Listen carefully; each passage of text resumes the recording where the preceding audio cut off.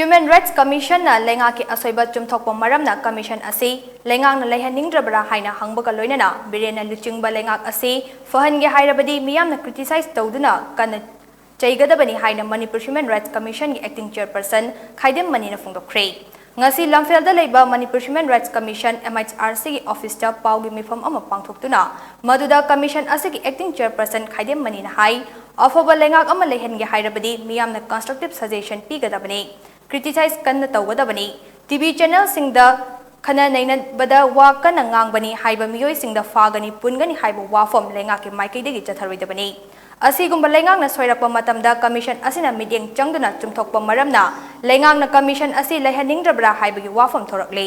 commission asida lengang na hanna yengdaba award apa yengsindaba asi laibak thibani haike Khaidem manina makhatana hai Manipur Human Rights Commission na tha asigi tang taragani pandagi kun fauba urkhul district chatuna human rights awareness ama pangthokre maduda district asigi police singda maram chadana mi faba yade miyamga afaba mari leingnagada bani haiba awareness pangthokpaga loinana CSO singapuna district asa lairiba award apagi matangda mifam amasu pangthoktuna khana nainakhe masigi matung urkhul district hospital da inspection tawbada staff amadi doctor chamga kunthrarom leigadaba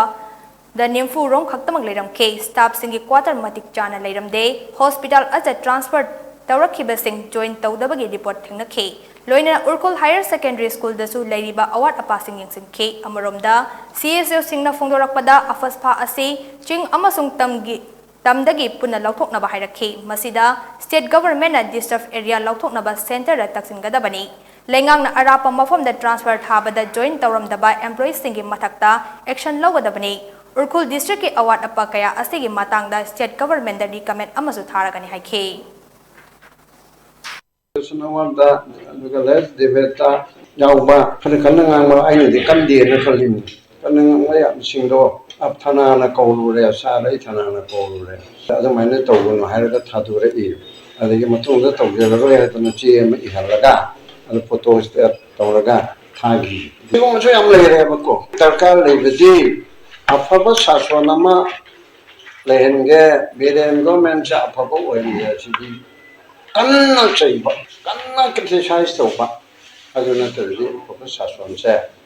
thangwaya ye police reform gi matang da gi horaga mayam da awareness pire police na malam chada nani phaba yadaba police ke mayam ga afaba relationship lehlu awareness pire advice to nangai commission ge mani le bada Armed Forces Special Power Structure pura repeal from the government in the other Manipur government Taksinaba Manipur government Taksin view. State number state area state of share. Masih state pura lokok nama view. Sehingga transfer calu yadaba masih cukup na. Akan logo macam